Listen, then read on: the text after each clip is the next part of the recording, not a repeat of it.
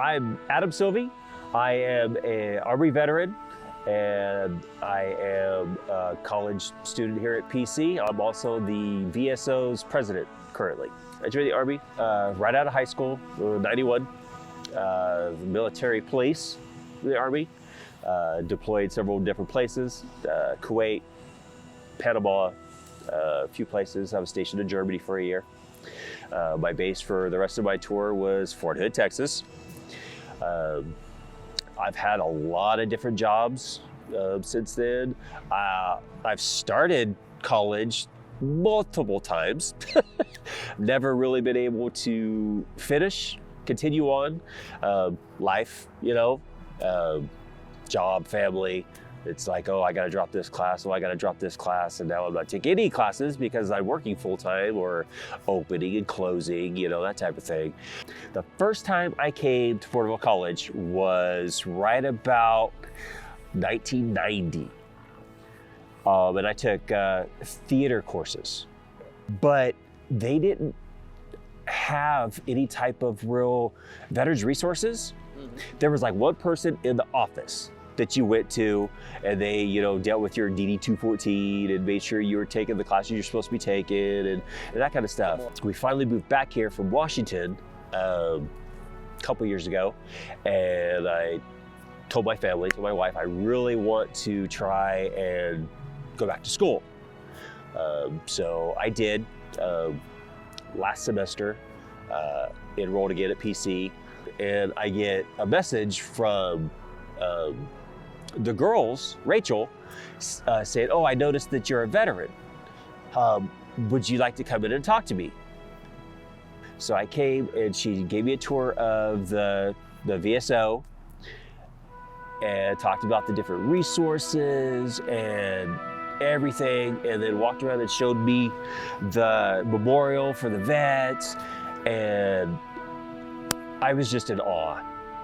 I mean, I know it's a long period of time, but for my first attended PC to currently, drastic change in assistance and the way they, text and email, once a week just to check in, how you doing and all this, and just phenomenal change from my first experience to go to college to my current experience going to college. It's awesome because it's a place just for us, just for the veterans, and, and the dependents as well, and all that, but it's mainly for us, for the vets.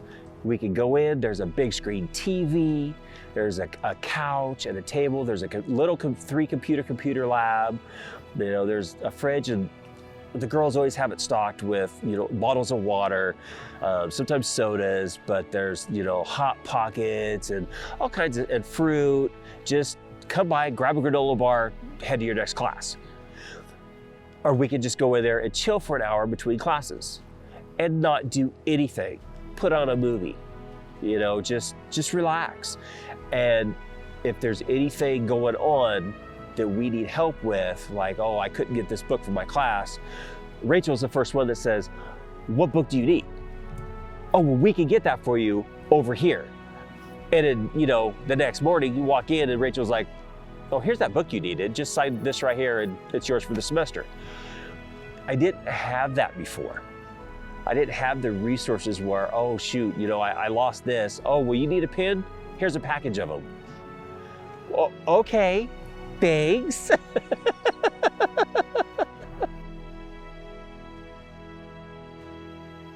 Having served, it means a lot more, and my kids participate in it.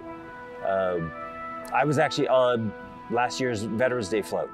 My kids were on the float with me in Army garb, in t-shirts and whatever. And they rode the float with me on the college float. My kids helped build the float.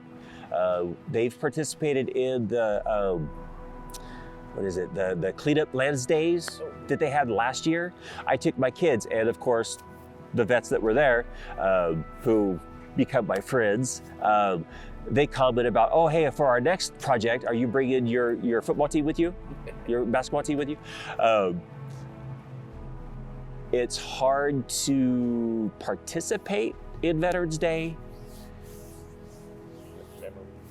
but yeah, because I start thinking of the friends that I'm not here with right now that are doing other stuff that I don't get to see on a regular basis, but then the friends I made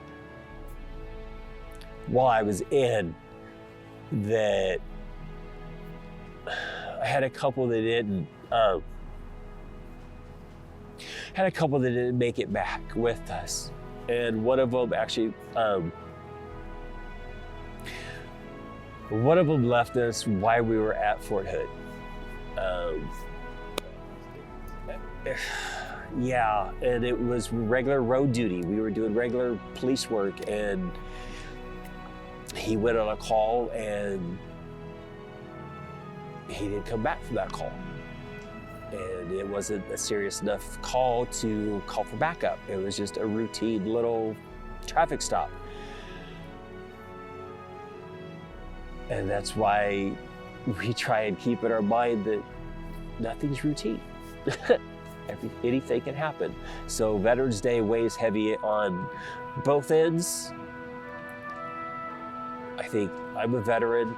I served my time, I served my country for my family and for my friends, and to make sure that maybe they don't have to go through some of the same things I went through growing up. But Veterans Day is a big part of my life. That's something that is going to be with me forever.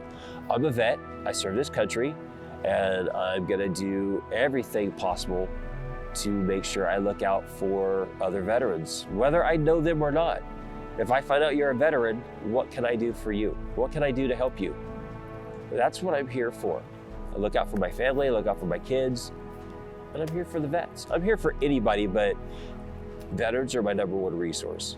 They've helped me, so if I don't give back, that makes me a bad person. Well, growing up, I wanted to be a cop. I mean, from the time I could say it to the time I could walk and talk, I wanted to be a cop, I wanted to be a policeman, I wanted to be like Chips. You know, I had the little motorized bike and everything. I wanted to be a Chips. And then I went in the Army, and I did that for 5 years and decided coming out, there's no way I am doing that out here. With what you gotta deal with it there, I'm not doing it out here because all that stuff's legal. All the stuff out here is not legal.